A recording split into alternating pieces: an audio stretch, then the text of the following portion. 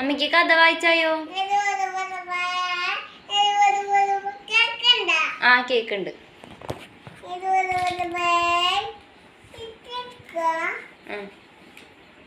ആ അടുത്തത് വായിക്കേ.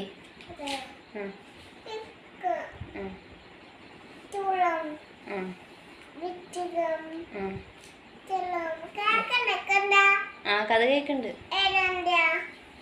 ആ കഥ നീ ഇപ്പൊ വായിച്ചില്ലേ? ഇംഗ്ലീഷാ മലയാള?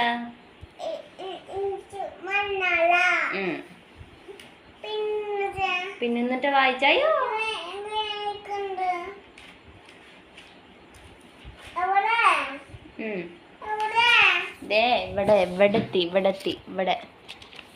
ഇവിടെ